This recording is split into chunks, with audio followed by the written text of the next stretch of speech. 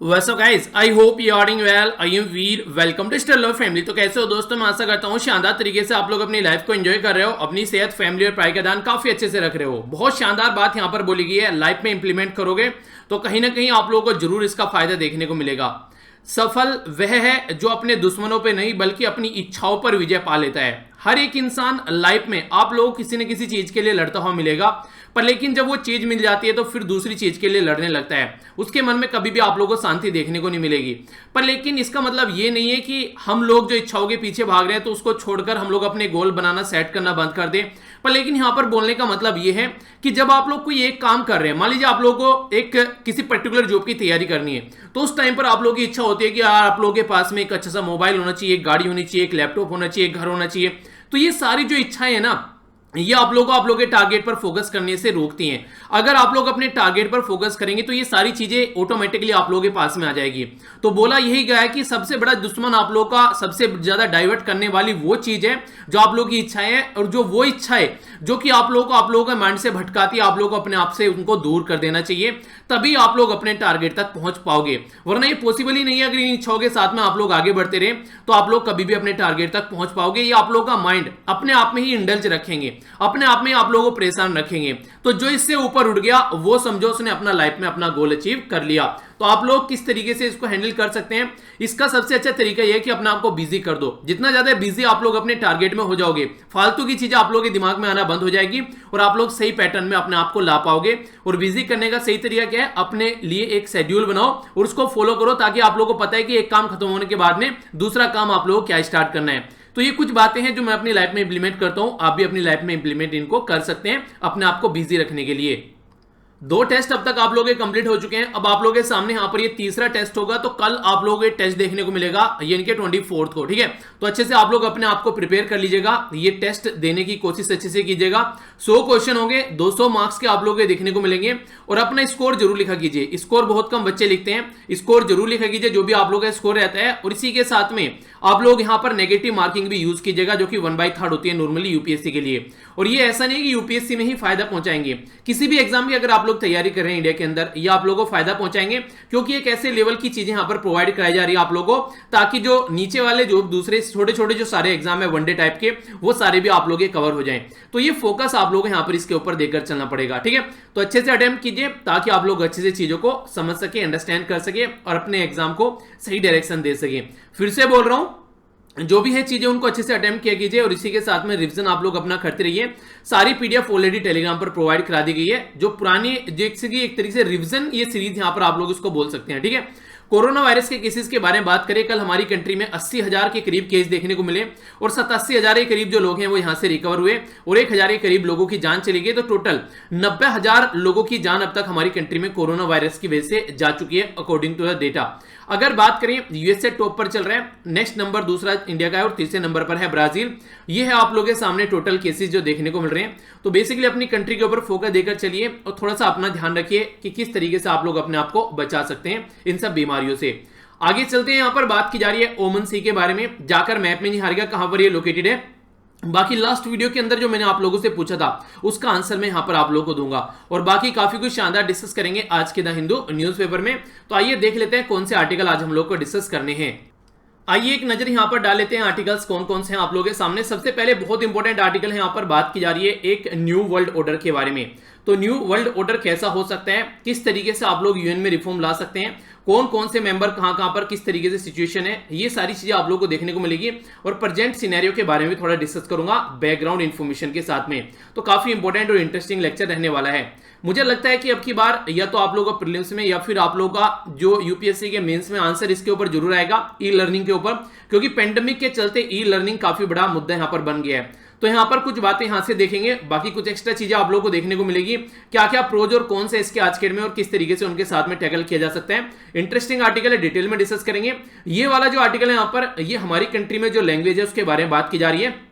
हमारी कंट्री में जो 8th शेड्यूल है उसके अंदर 22 लैंग्वेज आती हैं। तो बात ये की जा रही है अगर हमारी कंट्री में कोई लॉ बनाया जाता है, कोई रूल और रेगुलेशन बनाया जाता है, तो वो भी यहां पर कम से कम 22 लैंग्वेज में प्रस्तुत हम लोगों को करना चाहिए, क्योंकि एक डाइवर्स कंट्री है। वरना कुछ चीजें आप लोग प्रस्तुत कर देते हैं, जनता समझ नहीं पाती है, तो उसके बारे में यहां पर बात की जा रही है। ठीक है, तो ये भी आर्टिकल काफी डिटेल में हम लोग डिस्कस करेंगे। यहां पर जो आर्टिकल है ये बात कर रहे हैं मुंबई के बारे में। अभी एक बिल्डिंग कोलैप्स हो गई जिसकी वजह से 20 लोगों की जान चली गई। तो बात यहां पर ये बोली जा रही है कि देखिए कंडीशन ऐसी बनती है कि ये ऐसा नहीं कि फर्स्ट टाइम हो रहा है, पास्ट में भी काफी बार हो चुका है। जो बिल्डिंग्स बनाई जाती हैं उनको प्रॉपर क्लियरेंस नहीं मिलता, इस तरीके की कंडीशन देखने को मिलती है, उनमें सारी फैसिलिटी नहीं होती। कई बार एक तरीके से आग लग जाती है बिल्डिंग के अंदर में, तो वहां पर जो भी बिल्डिंग्स के जो नॉर्म्स है बनाने के लिए वो फॉलो नहीं किए जाते हैं। तो ये सिचुएशन आप लोगों को देखने को मिलती है। तो इन चीजों से थोड़ा सा उभरना चाहिए हम लोगों को, वरना ऐसे ही लोगों की जान जाती रहेगी। और सबसे बड़ी बात आती है कि फिर कोई रेस्पॉन्सिबिलिटी भी नहीं लेता है। तो ये किस तरीके से सुधारी जा सकती है? तो प्रॉपर यही है कि क्लियरेंस देने वाले और बनाने वाले दोनों जो हैं वो उनकी एक रेस्पॉन्सिबिलिटी होनी चाहिए, तभी ऐसी चीजों को आप लोग कंट्रोल कर पाओगे। ठीक है, तो ये बेसिकली यहां पर बातें की गई हैं। कोविड-19 के बारे में बात की जा रही है। कोविड-19 के बारे में ही सारी जो चीजें आप लोगों को देखने को मिल रही हैं, कितनी रिकवरी हो रही है, क्या हो रही है, तो वही सब बातें हैं। ये जो आर्टिकल है यहां पर ये बात कर रहा है बेसिकली बुकर प्राइज के बारे में। तो बुकर प्राइज में थोड़ा सा एक नजर डालेंगे। हालांकि अभी बुकर प्राइज नहीं दिया गया है, बोला जा रहा है कि बुकर प्राइज के पीछे क्यों लोग पड़े रहते हैं। ठीक है, इसके बारे में एक हल्का सा एक ओवरव्यू मैं आप लोगों को दूंगा। ये भी कोविड-19 के बारे में सास कंट्री जो है उसके बारे में बेसिकली बात की जा रही है। South Asia association regional corporation, ठीक है, जिसको आप लोग सास के नाम से जानते हैं। ठीक है, तो इसके बारे में यहां पर बात की जा रही है कि ये एरिया कैसे यहां पर लड़ रहा है कोविड-19 के साथ में। तो बेसिकली वही बातें की जा रही है कोविड-19 के बारे में इनडायरेक्ट वे में बोला जाए, पर लेकिन एक रीजन के ऊपर फोकस दिया जा रहा है। ठीक है, टाइम मिलेगा तो देख लेंगे, वैसे इंपॉर्टेंट आर्टिकल ज्यादा नहीं है। अगर टाइम नहीं मिला तो चलिए संडे में थोड़ा सा एक ओवरव्यू दे दूंगा सास कंट्रीज के बारे में, कुछ बेसिक इंफॉर्मेशन के साथ में, ताकि आप लोगों को हल्का सा एक आइडिया रहे। ठीक है, बाकी ये कार्टून हो गया और ये डेटा पॉइंट हो गया, इसके ऊपर भी नजर डालेंगे। इसी के साथ में आप लोग लेक्चर की पीडीएफ डाउनलोड कर सकते हैं टेलीग्राम से जाकर। सारी पीडीएफ एक जगह इकट्ठी आप लोगों को मिल जाएगी, जितने भी लेक्चर मैंने आज तक लिए हैं। ठीक है, तो सारी पीडीएफ मिल जाती है यहाँ पर। मेरे साथ ट्विटर, इसी के साथ में इंस्टाग्राम और फेसबुक पर भी आप लोग कनेक्ट रह सकते हैं। डेटा पॉइंट के ऊपर एक नजर यहां पर डाल लेते हैं। डायरेक्ट प्रीलिम्स में आप लोगों के सामने कई बार पहले भी क्वेश्चन आ चुके हैं और आगे भी क्वेश्चन यहां पर देखने को मिल सकते हैं।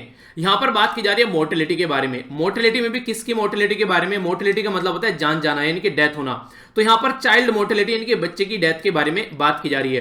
तो कई तरीके से इसको डिवाइड किया गया है। यहां पर कई बार आप लोगों ने देखा होगा, मैंने आप लोगों से जो हमारी पीआईबी वाली वीडियो आती है उसमें मैंने आप लोगों से डिस्कस भी किया था इसके बारे में। ठीक है, तो आप लोगों को फिर से एक रिवीजन हो जाएगा। यहां पर सबसे पहले बोला गया यहां पर अंडर 5, ठीक है, अंडर 5 मोर्टेलिटी रेट। इसका मतलब क्या होता है कि 5 साल के अंदर का बच्चा, यहां पर अगर उसकी जान चली जाती है, यानी कि 1000 अगर बच्चे पैदा होते हैं और उनमें से कितने बच्चों की जान चली जाती है जो 5 साल के अंदर की कैटेगरी में आते हैं, इसको बोलते हैं अंडर 5 मोर्टेलिटी रेट। एक टर्म यहां पर हम लोगों ने देखी है, इसको बोलते हैं नियोनेटल मोर्टेलिटी रेट। इसका मतलब होता है कि अंडर 28 डेज, यानी कि 28 डेज जब बच्चे को पैदा हुए हैं, तो उसमें से 1000 बच्चे अगर पैदा होते हैं तो कितने बच्चों की जान चली जाती है, इसको बोलते हैं नियोनेटल मोर्टेलिटी रेट। तो ये जो रेट होते हैं आप लोगों से कई बार पूछ लिए जाते हैं। आप लोगों के माइंड में अगर क्लैरिटी रहेगी तो आप लोग इनके बारे में समझ पाएंगे और कई बार जो क्वेश्चन आता है उसका आंसर भी आप लोग दे पाएंगे। अगर कंपेयर करने के लिए आप लोगों से यहां पर पूछा जाए तो अंडर 5 मोर्टेलिटी रेट क्या है, वो ज्यादा है। नियोनेटल मोर्टेलिटी जो रेट है वो कम है। और इसी के साथ में जो यहां पर मोर्टेलिटी जो रेट देखने को मिलता है 10 से लेकर 19 साल की एज के बीच में, तो ये यहां पर सबसे कम आप लोगों को देखने को मिलेगा।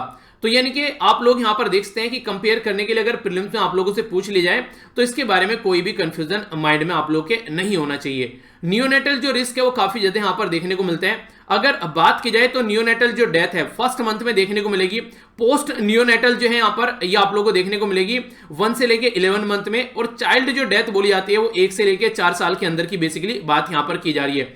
तो यहां पर भी अगर आप लोग देखिएगा तो आप लोगों के सामने एक डेटा निकल कर आएगा कि जो यहां पर जो सबसे ज्यादा जो डेथ आप लोगों को देखने को मिल रही है इस वाली कैटेगरी के अंदर, तो ये आप लोगों को देखने को मिलेगी जो नियोनेटल वाली एरिया में। ठीक है, तो इस तरीके से इसको कंपेयर करके एक बेसिकली आप लोगों से क्वेश्चन पूछा जाए तो हल्का सा आइडिया आप लोग यहां पर रख सकते हैं। अंडर 5 की बात करते हैं, 80% जो डेथ आप लोगों को देखने को मिलेगी सब सहारन अफ्रीकन जो रीजन है और साउथ एशिया रीजन में देखने को मिलेगी। यानी कि अफ्रीका का जो ये वाला रीजन आप लोगों को देखने को मिलेगा, ठीक है, ये बेसिकली सब सहारन वाला रीजन और जो एशिया वाला रीजन देखने को मिलेगा, वहां पर काफी लार्ज स्केल पर आप लोगों को ये चीजें नजर आती हैं। तो यही चीजें यहां पर दिखाने की कोशिश की जा रही है। इंडिया में अंडर 5 जो मोर्टेलिटी रेट है वो 34.3 डेथ होती है पर 1000 पर। ठीक है, इसी के साथ में नाइजीरिया जो है वो हाईएस्ट देखने को मिलेगा, 117 डेथ होती है यहां पर 1000 पर। तो ये क्वेश्चन आप लोग या तो आंसर राइटिंग में इन डेटा को यूज कर सकते हैं, या फिर कुछ भी बच्चों के लिए लिखने के लिए आते हैं तो वहां पर आप लोग इसको यूज कर सकते हैं। ठीक है, तो ये डेटा है आप लोगों के सामने, जिसके बारे में आप लोगों को हल्का सा आइडिया यहां पर होना चाहिए। बाकी ये आज का कार्टून जो आप लोग यहां पर देखना है, बेसिकली बात की जा रही है बिल्स के बारे में। तो ये यहां पर दिखाने की कोशिश की जा रही है कि हमारी कंट्री में किस तरीके से बिल पास किए जा रहे हैं, क्या कंडीशन देखने को मिल रही है। तो 40 से लेके 50 शब्द में आप लोग यहां पर इसको एक्सप्लेन करने की कोशिश कीजिएगा। कल वाला कार्टून काफी अच्छे से आप लोगों के द्वारा एक्सप्लेन किया गया है, काफी अच्छा लगता है जब इतने डिटेल में आप लोग चीजों को एक्सप्लेन करते हैं। तो इसी तरीके से आप लोग एक्सप्लेन करते रहना चीजों को। आइए आगे बढ़ते हैं, यहां पर आर्टिकल के ऊपर नजर डालते हैं। सबसे पहले एक इंपॉर्टेंट आर्टिकल देखेंगे यहां पर, जो कि काफी इंटरेस्टिंग भी है। ठीक है, यहां पर जो आर्टिकल के बारे में बात की जा रही है कि जो लैंग्वेज है वो लैंग्वेज ऐसी होनी चाहिए ताकि लोग उसको अंडरस्टैंड कर सके। आप लोग ये समझिए, मान लीजिए अभी मैं यहां पर नाइजीरियन लैंग्वेज बोलना स्टार्ट कर दूं, आप लोग पूरा लेक्चर देख के चले जाए पर लेकिन आप लोगों को एक शब्द भी समझ में ना आए तो कैसा आप लोगों को लगेगा। या फिर जर्मन लैंग्वेज बोलना स्टार्ट कर दूं, या फिर मैं जापानीज लैंग्वेज बोलना स्टार्ट कर दूं तो कैसा आप लोगों को लगेगा। क्या कोई भी शब्द आप लोग सीख पाएंगे? इसका मतलब तो ये हो गया कि एक तरीके से वो नहीं कहते कि भैंस के सामने बीन बजाने वाली बात होगी कि बजाते रहो कुछ समझ में आएगा ही नहीं। एक तरीके से आप लोग बोलिए कि उसकी वो चीजें अंडरस्टैंड क्या करेगी, भैंस थोड़ी ना बीन को समझेगी। ठीक है, तो वो एक हालांकि उदाहरण अलग है, उसको गलत तरीके से मत लीजिएगा, पर लेकिन कहने का मतलब ये है कि एक तरीके से मतलब कि कहने का मतलब ये कि दोनों के बीच में जो एक तरीके से कम्युनिकेशन न हो पाना, यानी कि वो दूसरी लैंग्वेज समझ रहे हैं, हम दूसरी लैंग्वेज जानते हैं, तो कैसे कम्युनिकेशन यहां पर हो पाएगा। तो ये चीजें काफी ज्यादा जरूरी है कि हमारी कंट्री में जो 8वां शेड्यूल है उसमें जो 22 लैंग्वेज है कम से कम उसको हम लोगों को फॉलो करके चलना चाहिए। आखिर ऐसा क्यों बोल रहे हैं राइटर? तो राइटर की बात यहां पर एक बार समझ लेते हैं, वो यहां पर कहना क्या चाह रहे हैं। हमारी कंट्री में अभी इन्वायरमेंट इंपैक्ट असेसमेंट से रिलेटेड एक ड्राफ्ट लाया गया। ड्राफ्ट होता है एक तरीका खाका तैयार करना। ठीक है, जैसे संविधान के बारे में आप लोगों ने सुना है ना, ड्राफ्टिंग कमेटी। तो ड्राफ्टिंग कमेटी के चेयरमैन कौन थे हमारी कंट्री में? चलिए क्वेश्चन आप लोग बताइए, काफी इंपॉर्टेंट है यहां पर। और कितने मेंबर, कौन कौन से मेंबर थे उनका भी नाम आप लोग लिखिएगा। तो ये काफी इंपॉर्टेंट है, पॉलिटी में मैंने काफी डिटेल में आप लोगों को पढ़ाई थी ये सारी चीजें। तो यहां पर जो बात की जा रही है, ये बात की जा रही है ड्राफ्ट के बारे में। ड्राफ्ट होता है एक खाका तैयार करना। तो इन्वायरमेंट इंपैक्ट असेसमेंट का जब एक खाका तैयार किया गया और उसका नोटिफिकेशन आया, तो यहां पर नोटिफिकेशन गवर्नमेंट ने जनता के सामने रखा। तो जब जनता के सामने वो नोटिफिकेशन रखा तो ओनली 2 लैंग्वेज में वो रखा, एक तो हिंदी और दूसरा इंग्लिश में। और बाकी के जो जनता है वो उस लैंग्वेज को समझती नहीं है, तो उसके बारे में आप लोग क्या करेंगे? तो इसके बारे में जब गवर्नमेंट से पूछा गया, यहां पर इवन 2 हाई कोर्ट के द्वारा भी बोला गया कि जो नोटिफिकेशन है आप लोगों को ये 22 लैंग्वेज में प्रस्तुत करना है, पर लेकिन यहां पर सेंट्रल गवर्नमेंट ने मना कर दिया और बोला कि कहीं पर भी ऐसा लॉ के अंदर नहीं लिखा है कि इस तरीके से हम लोगों को पब्लिश करना है। यानी कि एक तरीके से बोलते बोलते भी यहां पर जो बोला गया यहां पर हाई कोर्ट के द्वारा कि भैया 22 लैंग्वेज में प्रस्तुत करो कम से कम इसको, फिर भी यहां पर मना हो गई, फिर भी सेंट्रल गवर्नमेंट ने ऐसा नहीं किया। इसका रीजन क्या था? इसका रीजन सीधा सीधा ये था कि अभी यहां पर 2 लैंग्वेज को बोलने वाले लोग इसको समझ पा रहे हैं, काफी ज्यादा प्रोटेस्ट देखने को मिल रहा है। अगर 22 की 22 लैंग्वेज के लोग इसको समझ गए तो पूरी कंट्री में प्रोटेस्ट होता हुआ यहां पर नजर आएगा। ये बेसिकली एक मुद्दा था, क्योंकि वो जो लॉ था ये एक तरीके से काफी गलत लेवल पर चीजें हमारे इन्वायरमेंट के साथ में छेड़खानी करने की कोशिश कर रहा था। तो इसीलिए ओनली 2 लैंग्वेज में उसको प्रस्तुत किया गया। और कहीं ना कहीं आज की डेट में आप लोग देखिएगा भी यहां पर कि हमारी कंट्री में मैक्सिमम जो काम होता है इन्हीं 2 लैंग्वेज में आप लोगों को देखने को मिलते हैं, बाकी लोगों को कंप्लीटली इग्नोर कर दिया जाता है। जबकि हमारा संविधान ऑलरेडी बोलता है कि 22 लैंग्वेज है, यूपीएससी का लैंग्वेज देने जाते हैं वहां पर भी आप लोगों को 22 लैंग्वेज देखने को मिलती है। पर लेकिन जब यहां पर हम लोग आते हैं तो यहां पर आप लोगों को बिल्कुल अलग ही फंडा नजर आता है, जिसके बारे में सोचने की काफी ज्यादा जरूरत है। जैसे अगर मैं आप लोगों को यहां पर थोड़ा सा डेटा बताऊं, आप लोगों ने इसके बारे में देखा भी होगा, मैंने टेलीग्राम पर भी शेयर किया था। और हाँ, टेलीग्राम पर एक छोटी सी मैंने सीरीज स्टार्ट कर रखी है जहां पर जीएस नैनो के नाम से मैं यहां पर कई सारी जो जनरल स्टडीज के जो स्टैटिक पोर्शन है वो आप लोगों को प्रोवाइड करा रहा हूं। ठीक है, तो यहां पर जैसे जीएस नैनो 3 लिख दिया, जीएस नैनो 4 लिख दिया, जीएस नैनो 5 लिख दिया। तो अगर आप लोग जैसे जो टेलीग्राम में जो सर्च ऑप्शन होता है वहां पर जाकर, जैसे आप लोग इस चैनल पर आ गए स्टडी लवर वीर के नाम से, ठीक है, फिर वहां पर जाकर जब आप लोग सर्च करेंगे जीएस नैनो के नाम से #GS नैनो, तो ये सारे खुलकर आप लोगों के सामने आ जाएंगे बराबर में। यानी कि जो यहाँ पर जितने भी मैंने आज तक पॉइंट डाले हैं तो यहाँ पर ये सारे आप लोगों के सामने आ जाएंगे। तो यहाँ पर जितने भी क्वेश्चन या फिर डेटा मैंने आप लोगों के सामने प्रस्तुत किए हैं, ठीक है, तो इसको जाकर आप लोग इसको जरूर फॉलो कीजिए, क्योंकि जो भी मैं पढ़ता रहता हूँ मुझे लगता है इंपॉर्टेंट है, खासकर स्टैटिक पोर्शन है वो मैं यहाँ पर डालता रहता हूँ। या फिर फेसबुक है जो स्टडी लवर वीर के नाम से, वहां पर भी मैं डेटा डालता रहता हूँ। ठीक है, तो जहां पर भी आप लोग चाहे कनेक्ट हो सकते हैं। मैंने यहाँ पर शेयर किया था कि 5 लैंग्वेज हमारी कंट्री में सबसे ज्यादा बोली जाती है, जैसे हिंदी हो गया, बंगाली हो गया, मराठी हो गया, तेलुगु हो गया और तमिल हो गया। तो ये 5 लैंग्वेज मान लीजिए हिंदी में तो प्रस्तुत कर दिया, बंगाली, मराठी, तेलुगु और तमिल इनके बारे में क्या करेंगे? ठीक है, तो इसके बारे में आप लोगों के बारे में कुछ ना कुछ आप लोगों को सोचना सोचना पड़ेगा, जिसके बारे में हम लोग कुछ नहीं सोच पाते हैं। तो इसलिए काफी सारा जो सेक्शन है सोसाइटी का वो हम लोग सेग्रीगेट यहां पर कर देते हैं, ठीक है। तो ये चीजें ऐसी हैं कि हम लोग को इसके बारे में बात करनी पड़ेगी, क्योंकि हमारा संविधान है, अगर उसके बारे में आप लोगों से बात करूं तो जो 8वां शेड्यूल है हमारे संविधान का, वो भी इन चीजों पर फोकस देने के बारे में बात करता है। 8वां शेड्यूल के बारे में अगर बात करें तो यहां पर आप लोगों को देखने को मिलेगा, इसके तहत अगर बात करें तो पार्ट जो हमारी कंट्री में जो 17 है उसके बारे में बात की जा रही है, ठीक है। तो पार्ट 17 यहां पर क्या बोल रहा है, जो यहां पर आर्टिकल 343 से लेकर 351 तक का यहां पर ऑफिशियल लैंग्वेज के बारे में बात करता है। तो ये भी एक इंपॉर्टेंट फैक्ट है आप लोगों के लिए। हमारी कंट्री में टोटल मिलाकर 22 ऑफिशियल लैंग्वेज है। अगर पूछे कि ओरिजिनल जब हमारा संविधान आया स्टार्टिंग में कितनी ऑफिशियल लैंग्वेज थी, तो हमारी कंट्री में 14 ओरिजिनल लैंग्वेज थी स्टार्टिंग में, फिर आगे ऐड कर दी गई। तो जो 22 लैंग्वेज में आप लोगों को देखने को मिलेगी, तो आसामीज, बंगालीज, गुजराती, हिंदी, कन्नड़, कश्मीरी, कोंकणी, मलयालम, मणिपुरी, मराठी, नेपाली, उड़िया, पंजाबी, संस्कृत, सिंधी, तमिल, तेलुगु, उर्दू, बोडो, ये संथाली, मैथाली, डोगरी, ठीक है। तो ये बेसिकली लैंग्वेज आप लोगों के सामने टोटल 22 लैंग्वेज। स्टार्टिंग में टोटल मिलाकर 14 लैंग्वेज थी, बाद में इसमें सिंधी ऐड कर दी गई 21वें संविधान संशोधन के द्वारा 1967 में, ठीक है। तो सिंधी बाद में ऐड की गई यहां पर। इसी के साथ में कोंकणी ऐड की गई यहां पर 71 कोंकणी, मणिपुर और नेपाली। तो यहां पर ये जो ऐड की गई, ये बात की गई यहां पर 71 यानी कि 71वां संविधान संशोधन किया गया 1992 में। फिर बोडो, डोगरी, मैथिली और इसी के साथ में संथाली। तो ये जो लैंग्वेज ऐड की गई, ये 92 कॉन्स्टिट्यूशन अमेंडमेंट किया गया 2003 में, तब इसमें ऐड की गई। तो ये काफी इंपॉर्टेंट क्वेश्चन आप लोगों के लिए बन सकता है, क्योंकि जम्मू एंड कश्मीर में भी ऑफिशियल लैंग्वेज का पंगा आ रहा था, और जब नेशनल एजुकेशन पॉलिसी को प्रस्तुत किया गया तभी लैंग्वेज को लेकर पंगा आ रहा था। तो इसलिए बैकग्राउंड इंफॉर्मेशन आप लोगों से क्वेश्चन की फॉर्म में पूछी जा सकती है एग्जाम में। तो इसके बारे में एक हल्का सा ओवरव्यू आप लोगों के पास में होना चाहिए। अगर देखिए कोई भी इंपॉर्टेंट आप लोगों को, जैसे मैं पढ़ाता हूं, कोई भी इंपॉर्टेंट न्यूज लगता है बहुत ज्यादा इंपॉर्टेंट है, तो मोबाइल को पॉज कर वहां पर उसका स्क्रीनशॉट ले लिया कीजिए, ठीक है। तो उनको भी आप लोग मोबाइल में क्विक रिवीजन के लिए रख सकते हैं, ठीक है। तो ये भी एक इंपॉर्टेंट तरीका होता है अगर आप लोग इसको यूज करना चाहें तो। लैंग्वेज एक ऐसी चीज है कि आज ही नहीं, हमारी कंट्री में अगर बात करें रीऑर्गेनाइजेशन जब से हमारी कंट्री में राज्य का किया गया, पहले से ये चीजें आप लोगों को देखने को मिल रही है। हमारी कंट्री में लिंग्विस्टिक लाइन पर जब स्टेट बनाने की मांग उठ रही थी 1956 में, उस टाइम पर भी आप लोग जानते हैं हमारी कंट्री में, ये हिस्ट्री में भी आप लोगों ने पढ़ा होगा, ये पर्टिकुलर पर्सनैलिटी थी यहाँ पर पोट्टी श्री रामुलू, ठीक है। तो पोट्टी श्री रामुलू जो थे यहाँ पर, ये 1952 में ये यहाँ पर इनकी डेथ हुई। 56 दिन का फास्ट इनके द्वारा किया गया, इनके 56 दिन तक ये भूखे रहे यहाँ पर। बेसिकली तेलुगु स्पीकिंग लोगों के लिए यहाँ पर ये अलग से राज्य बनाने की मांग कर रहे थे मद्रास प्रेसिडेंसी में से। यानी कि आज की बात नहीं है कि लैंग्वेज को लेकर हमारी कंट्री में पहले से भी ऐसी चीजें आप लोगों को देखने को मिलती हैं। तो हमारी कंट्री की अगर पॉलिटिक्स की बात करें, वो भी काफी लार्ज स्केल पर लैंग्वेज के द्वारा एक शेप उसको दी जाती है। जैसे डीएमके की बात करें यहाँ पर द्रविड़ा मुनेत्रा कजगम, ठीक है। इसी के साथ में तेलुगु देशम पार्टी के बारे में बात करें, शिवसेना के बारे में बात करें, अलग अलग राज्य में ये पॉलिटिकल पार्टी है, ये मेनली जो फलती और फूलती हैं अपनी रीजनल पॉलिटिक्स के बेस पर, यानी कि अपनी लिंग्विस्टिक प्राइड के ऊपर ये फीलती हैं। इनको लगता है ये अपनी लैंग्वेज को फॉलो करके चलती हैं और उसी को सपोर्ट करती हैं। तो इसीलिए ये लोकल एरिया पर हमारी कंट्री की जो पॉलिटिक्स है उसमें भी लैंग्वेज का काफी बड़ा रोल आप लोगों को देखने को मिलता है। तो इसके चलते आप लोग ये समझ सकते हैं, हमारी कंट्री में लैंग्वेज के बेस पर पॉलिटिक पार्टी बनाई जा रही है, तो फिर हम लोग सारी लैंग्वेज को क्यों यहां पर फॉलो करके नहीं चल रहे हैं। इवन संविधान की जो लैंग्वेज है उनको तो हम लोग फॉलो करके यहां पर कम से कम चल सकते हैं। तो इसलिए राइटर जो है यहां पर बोल रहे हैं कि कम से कम जो पार्लियामेंट्री डिबेट है, इसी के साथ में जो एसोसिएटेड जो रिकॉर्ड्स हैं, जैसे कि पार्लियामेंट्री कमेटी के रिकॉर्ड हो गए, गजट के जो रिकॉर्ड हो गए, इसी के साथ में दूसरी और सेंट्रल जो गवर्नमेंट के जो चीजें उनको लगभग यहां पर 22 लैंग्वेज में हम लोग को जो 8वें शेड्यूल में मेंशन है उसके थ्रू हम लोग को प्रस्तुत करना चाहिए, ताकि ज्यादा से ज्यादा जनता तक वो चीजें पहुंचाई जा सके।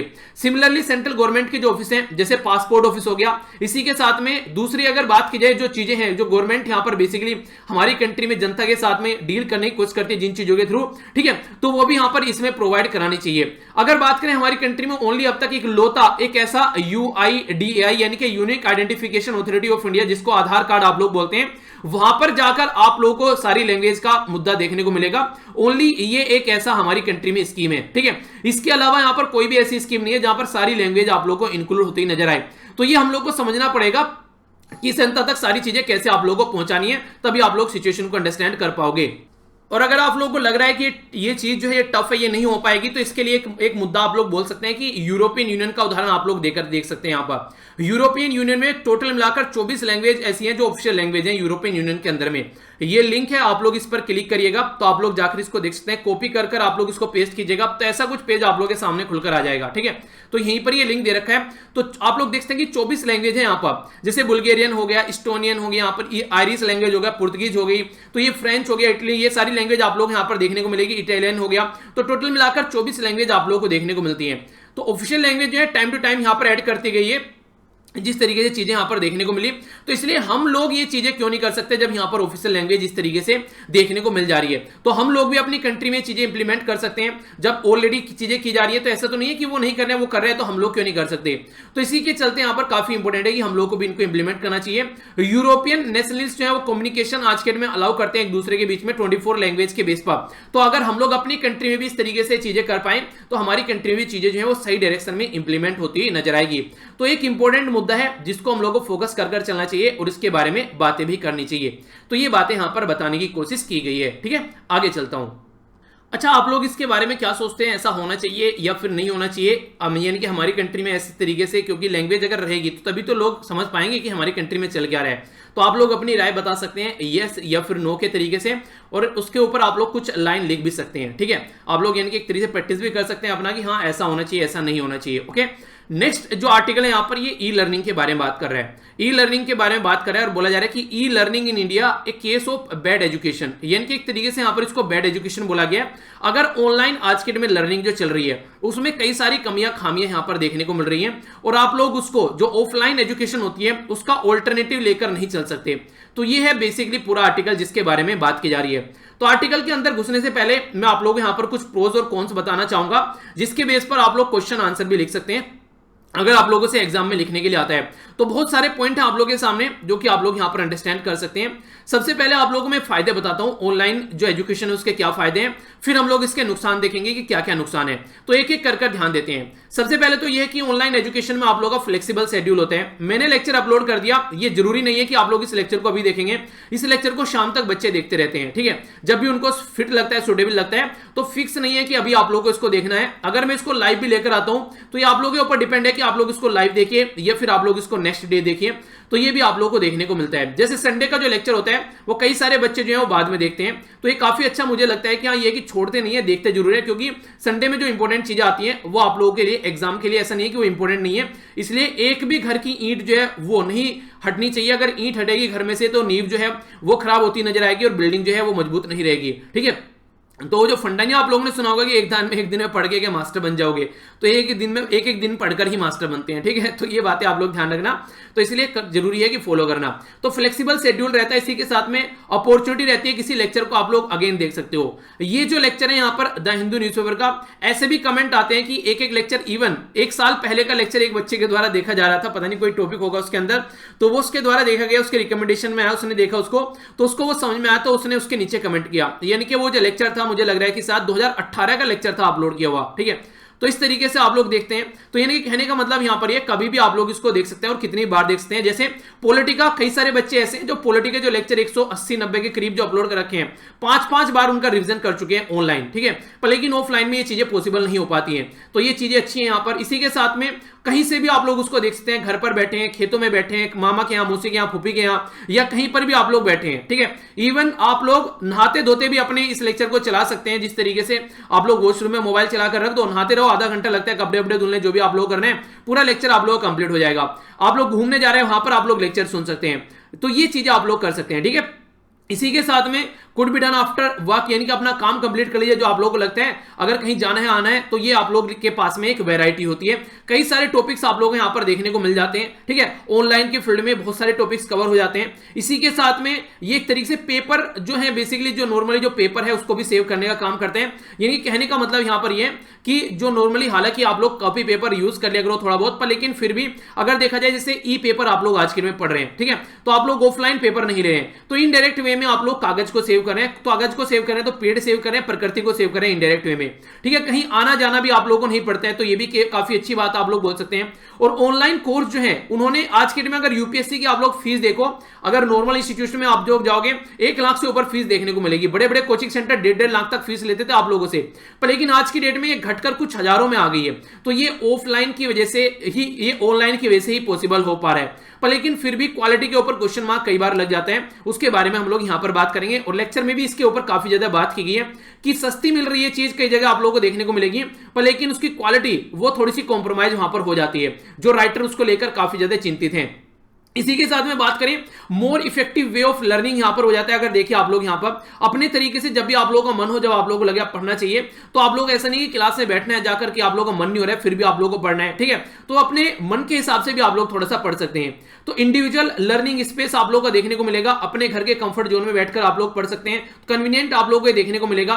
इसी के साथ में यहां पर perfect for the parents, parents के लिए भी काफी अच्छे हैं, क्योंकि बच्चे को बाहर जाना पड़ता है, कई सारी प्रॉब्लम रहती है, और इस टाइम पे पेंडेमिक के टाइम पर तो और ज्यादा प्रॉब्लम देखने को मिलती है, तो इसलिए पेरेंट्स के पॉइंट ऑफ से भी काफी अच्छा है। इसी के साथ में टेक्नोलॉजी अडेप्ट होती है सोसाइटी के अंदर, जो पहले यहां पर लेक्चर वगैरह नहीं देखते थे। कई सारे टीचर ऐसे हैं जो अनकंफर्टेबल फील करते हैं आज की डेट में, जो यहां पर बोर्ड पर पढ़ाते हैं, उनको अब यहां पर डिजिटल बोर्ड पर पढ़ाना पड़ रहा है या फिर ऑनलाइन पढ़ाना पड़ रहा है, तो अनकंफर्टेबल फील करते हैं, पर लेकिन कुछ दिनों बाद वो उसको अच्छे से अडेप्ट कर ले रहे हैं और फिर चीजों को आगे लेकर चलते हैं। एक काफी इंटरेस्टिंग चीज मैं आप लोगों को बताता हूं। एक मेरा फ्रेंड है जो कि ऑफलाइन पढ़ाता है, ठीक है, कई बार मुझे भी न्योता दे चुका है, एक मतलब वो ऑफलाइन पढ़ाता है, सॉरी, तो कई बार मुझे बोल चुका है कि हाँ यार ऑफलाइन पढ़ाते हैं। तो उसने जब चीजें देखी, काफी लंबे समय से वो बंदा जो है वो लगा हुआ था, तो वो बंदा जो था वो ऑफलाइन पढ़ाता था, पर लेकिन ऑनलाइन नहीं पढ़ाता था। ऑफलाइन अगर क्लास में कोई बैठे, कोई भी बच्चा टीचर को कुछ नहीं बोलेगा, ठीक है, टीचर के हिसाब से चलेगा, टीचर धमका भी देता है, इवन थप्पड़ भी मार देता है कई बार, हालांकि कोचिंग में चीजें देखने को नहीं मिलते हैं। पर लेकिन जब से वो बंदा जो है उसने ऑनलाइन पढ़ाना स्टार्ट किया है, वो बंदा जो है वो फ्रस्ट्रेट हो गया, बीच में छोड़ के भी चला गया, कई सारी ऐसी कंडीशन देखने को मिली। बोल रहा है कि यार बच्चे गाली देने लगते हैं यार, आगे बड़ी बदतमीजी करते हैं। तो देखिए ये जो बिल्कुल ओपन रहता है यहाँ पर कमेंट बॉक्स, ठीक है, कमेंट बॉक्स बिल्कुल ओपन है, तो यहाँ पर छूट है कि यहाँ पर कोई गाली भी लिख सकता है, कुछ भी किसी भी तरीके का बंदा आ सकता है, किसी की कोई रोक टोक नहीं है। ऑफलाइन में क्या रहता है, जो फीस देगा वही आएगा, एक तरीके से फीस देगा तो वो थोड़ा सीरियस भी रहेगा। यहाँ पर कई बार आप लोगों को अनवांटेड तत्व भी देखने को मिल जाते हैं, जो फालतू के कमेंट करने लगते हैं, अगर वो सारी चीजें आप लोगों को देखने को मिलती हैं। तो ये चीजें भी यहाँ पर अंडरस्टैंड करनी पड़ती हैं। जो नए नए टीचर आ रहे हैं जो ऑफलाइन पढ़ाते थे, उनको ये चीजें एक तरीके से नागवार गुजर रही है कि कोई टीचर को गाली कैसे दे सकता है, जबकि ये बड़ी नॉर्मल हो चुकी है। क्योंकि कई बार तो ऐसा रहता है, चिढ़ने वाले रहते हैं बहुत सारे यार दोस्त पड़ोस रिश्तेदार, पता नहीं कौन कौन आ जाते हैं। देखा होगा आप लोगों ने, वीडियो पब्लिश भी नहीं होती है उससे पहले डिसलाइक आने स्टार्ट हो जाते हैं कई बार, तो ये चीजें देखने को मिलती है। तो अडेप्ट करना काफी ज्यादा जरूरी है, चीजों को समझना कि हाँ क्या चीजें चल रही हैं, तो ये चीजें भी हम लोग को सीखनी पड़ेगी अगर ऑनलाइन मीडियम में आ रहे हैं। इसी के साथ में अगर बात करें, अवेलेबल है, पेंडेमिक के टाइम पर सारी ऑफलाइन चीजें बंद हो चुकी हैं, पर लेकिन कम से कम ऑल्टरनेटिव अवेलेबल है, तो एक अच्छी चीज आप लोग बोल सकते हैं। तो पॉजिटिव इंपैक्ट यहां पर डलता हुआ नजर आता है कि हाँ कंटिन्यूअस में चीजें चल रही हैं। तो ये यहां पर इसके प्रोज आप लोगों के सामने हैं। अगर मैं बात करूं अब कॉन्स के बारे में, यानी कि जो नेगेटिव चीजें, सबसे पहले तो ये कि आप लोगों को सेल्फ डिसिप्लिन की रिक्वायरमेंट होगी। देखिए एक तरीके से ये पॉजिटिव भी है, नेगेटिव भी है। अगर आप लोग सेल्फ डिसिप्लिन में आ जाते हैं तो ये काफी अच्छी चीज है, वरना क्लास में जाकर आप लोगों का मन कितना ही उल्टा सीधा क्यों ना हो, क्लास में जाकर बैठकर आप लोगों को मन शांत रखना ही पड़ेगा। ऐसा नहीं कि क्लास में जाकर आप लोग लेट जाएंगे, सर मेरा तो सोने का मन कर रहा है, ठीक है, तो वो पॉसिबल नहीं है। तो सेल्फ डिसिप्लिन की रिक्वायरमेंट पड़ेगी आप लोगों को, अगर आप लोगों को ऑनलाइन पढ़ना है, अपने घर पर बैठकर पढ़ना है, ठीक है। इसी के साथ में लेस इंडिविजुअल सपोर्ट आप लोग यहां पर देखने को मिलेगी। नॉर्मली क्या है, अगर आप लोग जो यहां पर क्लास में बैठते हैं तो वहां पर कई सारे लोग भी और आप लोगों के साथ में होते हैं, यहां पर वो चीजें आप लोगों को देखने को मिलेगी, एक तरीके से वो चीजें आप लोग अंडरस्टैंड कर सकते हैं। इसी के साथ में बहुत सारे लोग ऐसे जिनके पास में कंप्यूटर नहीं है, किसी के पास में कंप्यूटर है तो उसके पास में इलेक्ट्रिसिटी नहीं है, जिसके पास में इलेक्ट्रिसिटी है तो उसके पास में इंटरनेट नहीं है, तो जिसके पास में इंटरनेट है भी तो वो बड़ा रो रो के चल रहे हैं वहां पर। तो ये प्रॉब्लम आप लोगों को बहुत सारी चीजें देखने को मिलेगी। तो इसके चलते बहुत सारे लोग जो है वो सोसाइटी में सेग्रीगेट हो जाते हैं, इसके थ्रू यहां पर हम लोग उनको इंक्लूड नहीं कर पाते हैं। इसी के साथ में अगर बात करें, good time management skill necessary है यहां पर, क्योंकि आप लोगों को अपना टाइम मैनेजमेंट अपने हिसाब से करना पड़ेगा। क्लास में आप लोग जाते हैं तो वहां पर उसका टाइम मैनेजमेंट वो क्लास के हिसाब से हो जाता है, पर यहां पर आप लोगों को अपना मैनेजमेंट, इनडायरेक्ट वे में बोलूं तो डिसिप्लिन की ही बात की जा रही है, ठीक है। पर जो पीपल विद डिसेबिलिटी, ठीक है, उनको पर्सनल एजुकेशन की अगर बात करें, मान लीजिए किसी को सुनता नहीं है, ठीक है, या किसी को दिखता नहीं है, इस तरीके से कई सारे पर्सन आप लोगों को देखने को मिलेंगे, तो ये इनके लिए अलग से कुछ ना कुछ हम लोग को हेल्प प्रोवाइड करानी पड़ेगी, जो कि यहां पर प्रॉब्लम देखने को मिलेगी। ड्रॉप आउट रेट जो है वो हायर हो जाएगा। क्लास में तो अटेंडेंस होती है आप लोग की, वहां पर क्या होता है, अगर अटेंडेंस नहीं लगेगी तो फाइन लगेगा, कई सारी चीजें और देखने को मिलेगी। यहां पर कोई जरूरी नहीं है कि आप लोग लेक्चर देखिए, मन नहीं है निकल के भैया नहीं लेक्चर देखने हैं, इसलिए मैं आप लोगों को बोलता हूं यहां पर भी आप लोग लेक्चर देखा करो तो प्रेजेंट बोला करो आगे, ठीक है कि प्रेजेंट सर। ओके, इससे क्या होता है देखिए, बेसिकली बोलने का मतलब ये है, यहां पर अगर आप लोग इसको लिखते हैं ना, कई बार ऐसा होता है आप लोग थोड़े से एक्टिव भी हो जाते हो, ठीक है यार मुझे अपना कमेंट करना है, ठीक है, आप लोग के कमेंट के नीचे भी कई बार कमेंट आने लगते हैं, तो इंगेजमेंट एक अलग देखने को मिलती है। तो जोन से भी नंबर पर आप लोगों को लगे, आप लोगों ने जो बेसिकली चैनल खोला है, ठीक है, आप लोगों का लेक्चर मान लीजिए उससे पहले 300 आदमी देख चुके हैं, ठीक है, तो आप लोग बोलो प्रेजेंट सर, ठीक है 301, तो 301 नंबर पर आप लोगों की प्रेजेंटेशन लग गई। तो इससे क्या होगा कि आप लोगों के अंदर एक एक्टिविटी आएगी, एक एक्टिव आप लोगों का मोड हो जाएगा, यहां पर पैसिव मोड में आप लोग नहीं रहेंगे, ऐसा बेसिकली बोलता हूं मैं। तो एक तरीके से अटेंडेंस यहां पर तो अटेंडेंस नहीं होगी, तो वो चीजें आप लोग खुद से ही अपनी अटेंडेंस देनी पड़ेगी, ठीक है। लेस इंटरेक्शन रहता है अदर स्टूडेंट के साथ में, दूसरों के साथ में लेस इंटरेक्शन रहता है, क्योंकि बोलकर जल्दी जल्दी इंटरेक्शन आप लोग कर लेते हैं, यहां पर क्या रहता है कमेंट के थ्रू आप लोग इंटरेक्शन कर पाते हैं, तो ज्यादा नहीं कम इंटरेक्शन यहां पर रहता है, ठीक है। इसी के साथ में जो नेटवर्किंग जो पॉसिबिलिटी है वो भी आप लोगों को देखने को मिलेगी, फ्यू यानी कि एक तरीके से कई जगह नेटवर्क की प्रॉब्लम देखने को मिलेगी, टेक्निकल इशू देखने को मिलेगा, कई के जो हार्डवेयर काम करते हुए नजर नहीं आएंगे, फाइनेंशियल सपोर्ट आप लोगों को ढंग से काम में नहीं देखने को मिलेगी, लोगों के पास में ऑनलाइन कोर्स खरीदने के भी पैसे नहीं आप लोगों को देखने को मिलेंगे, तो ये सारी चीजें यहां पर निकल कर आती है, ठीक है। इसी के साथ में अगर बात करें कि मोटिवेशन की अगर बात करें, to learn may suffer over the time, यानी कि एक मोटिवेशन जो होना चाहिए ना पढ़ाई को करने के लिए, बच्चों के बीच में बैठते हैं तो पता चला वहां पर कई बार तो ये रहता है इज्जत बेइज्जती की बात रहती है, यार कल क्वेश्चन पूछेंगे टीचर, अगर नहीं बताया तो क्लास में इंसल्ट हो जाएगी, पर यहां पर ऐसा नहीं है, यहां पर कोई इंसल्ट की बात ही नहीं है, यहां पर अगर आप लोग क्वेश्चन का आंसर भी नहीं देंगे तो चलेगा।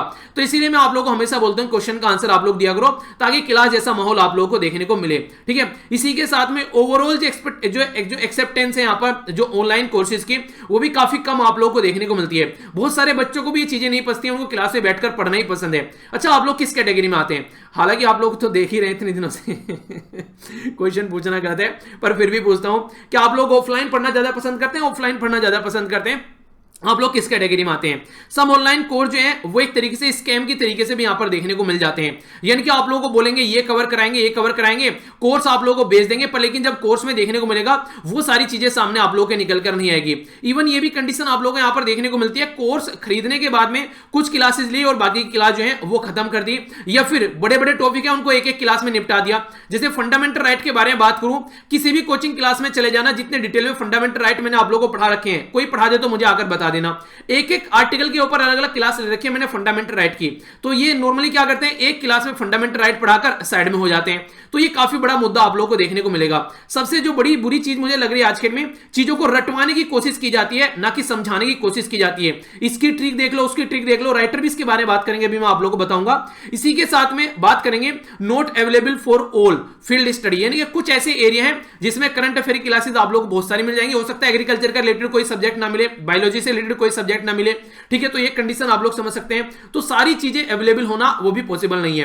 तो अगर आप लोगों को कुछ आंसर राइटिंग करनी है तो काफी अच्छा कंटेंट है आप लोगों के सामने, स्क्रीनशॉट इसका ले लीजिएगा, और ये आप लोगों को प्रोज और कौन सारे मैंने डिटेल में आप लोगों को बता दिए। अब राइटर की कुछ बातें समझ लेते हैं, राइटर क्या बात कर रहा है। तो राइटर यहां पर ये बात कर रहा है कि हमारी कंट्री में अगर संविधान के बारे में हम लोग बात करें तो इक्वल अपॉर्चुनिटी के बारे में अगर बात करें तो बेसिक प्रिंसिपल ऑफ जो हमारे संविधान का है वो इक्वल अपॉर्चुनिटी की बात करते हैं, वो सबको मिलनी चाहिए।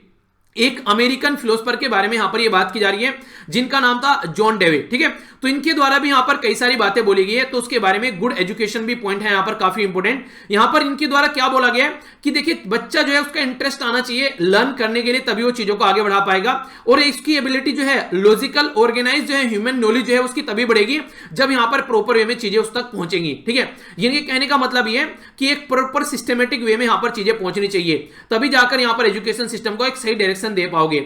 हमारा एजुकेशन सिस्टम जो है वो पहले से ही इनएफिशिएंट था, यानी कि ज्यादा एफिशिएंट नहीं था, आप लोग देख सकते हैं, पर लेकिन पेंडेमिक ने एक तरीके से उस एजुकेशन सिस्टम के और कपड़े उतार दिए कि हाँ किस हालत में हमारा एजुकेशन सिस्टम। कोविड-19 ने जो बातें करी यहां पर, जो हमारे एजुकेशन सिस्टम में बायसनेस देखने को मिलती है और जो फॉल्टी है, यानी कि पक्षपात एक देखने को मिलता है और दोषपूर्ण देखने को मिलते हैं, उसको और ज्यादा सामने रख दिया कोविड-19 ने। यानी कि कंडीशन हमारी कंट्री में एजुकेशन सिस्टम की काफी खराब है, वो हमारे सामने और निकलकर यहां पर आ रही है। नेक्स्ट अगर बात करें यहां पर जैसे कि बात की जा रही है यहाँ पर कि एक तरीके से एक अच्छी अपॉर्चुनिटी है हमारे पास में कि यहाँ ऑफलाइन बंद हो गए पर लेकिन ऑनलाइन चीजें स्टार्ट हो गई है। तो कई सारी जैसे एजुकेशन जो ऑर्गेनाइजेशन है जैसे एनसीईआरटी हो गया, national council of education research and training, NCERT के बारे में बात करें या फिर central board of secondary education यानी कि सीबीएसई के बारे में बात करें, तो ये काफी अच्छी ऑर्गेनाइजेशन है जो कि यहाँ पर चीजों को लीड कर चल रही है। ठीक है, इनके द्वारा यहाँ पर एक तरीके से कई सारी स्कीम, वीडियोस बनाई गई, साइट्स, पोर्टल बनाए गए ताकि जनता तक चीजें पहुंच सके। ठीक है, तो यहाँ पर इनके द्वारा एकेडमिक ऑल्टरनेटिव कैलेंडर भी यहाँ पर प्रस्तुत किए गए हैं। जैसे ये लिंक अगर आप लोग डालेंगे तो आप लोग यहाँ पर इस साइट पर पहुंच जाएंगे। चलिए मैं भी आप लोगों को इस साइट पर एक बार लेकर चलता। ये जो साइट है यहाँ पर आप लोगों को ये भी बताएगी, एक मिनट, अभी लाइट चली गई थी एक्चुअली थोड़ी सी, तो इंटरनेट आने में अभी 1-2 मिनट लगी। चलिए अभी यहाँ पर तब तक आगे बढ़ लेते हैं, फिर जब थोड़ी सी देर में इंटरनेट का कनेक्शन आ जाएगा तो यहाँ पर बात कर लेंगे। ठीक है, तो यहाँ पर जो बात की जा रही है इसके बारे में आप लोगों को यहाँ पर बताऊंगा। सारी जो टेक्स्ट बुक है, मटेरियल वगैरह है, एनसीईआरटी की बुक पूछते हैं ना आप लोग कहाँ से डाउनलोड करनी है, तो वो भी आप लोग यहाँ पर देखने को मिल जाएगी। आगे इंटरनेट देखिए एक बार यहाँ पर, जैसे ये आप लोग देखें यहाँ पर। ठीक है, तो ये एनसीईआरटी की वेबसाइट है, इसका लिंक जो है मैं आप लोगों को टेलीग्राम पर प्रोवाइड करा दूंगा। सारी किताबें जाकर आप लोग यहाँ से डाउनलोड कर सकते हैं। जिस भी क्लास की किताब आप लोगों को डाउनलोड करनी है, मान लीजिए आप लोगों को 8th क्लास की यहाँ पर क्या डाउनलोड करनी है, 8th क्लास की आप लोगों को यहाँ पर साइंस की एनसीईआरटी डाउनलोड करनी है। ठीक है, 8th क्लास की, तो यहां पर आप लोग लिखेगा, इसी के साथ में आप लोग यहां पर लिखेगा, अगर साइंस लिखेंगे तो इंग्लिश में, विज्ञान लिखेंगे तो आप लोगों को ये हिंदी में नजर आएगा और बाकी उर्दू में भी आप लोगों को देखने को मिल जाएगी। तो साइंस अगर आप लोग डालते हैं और फिर यहां पर इस तरीके से आगे बढ़ते हैं तो सारे चैप्टर आप लोगों के सामने यहां पर खुलकर आ जाएंगे। ठीक है, जो सा भी चैप्टर आप लोग पढ़ना चाहते हैं यहां पर, तो आप लोग जाकर उसको ओपन कर सकते हैं, जो भी चैप्टर आप लोगों को देखना है यहां पर। ठीक है, मान लीजिए चैप्टर 1 खोलना है, ओके, तो यहां पर चैप्टर 1 आप लोगों के सामने यहां पर खुलकर आ जाएगा।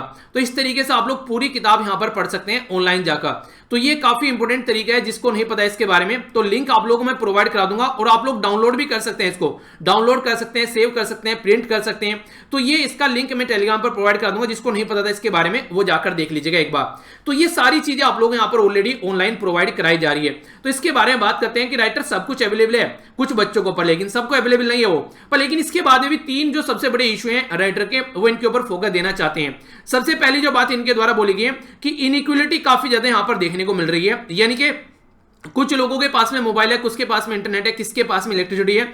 इस चीजों को ध्यान में नहीं रखते हुए यहां पर ये प्रोवाइड कराने की बात की जा रही है ऑनलाइन एजुकेशन। तो क्या से होगा, माइग्रेंट वर्कर, आप लोग ये समझिए एक जगह से दूसरी जगह पर ये घूम रहे हैं माइग्रेंट वर्कर, इनके बच्चों को क्या आप लोग एजुकेशन प्रोवाइड कराओगे?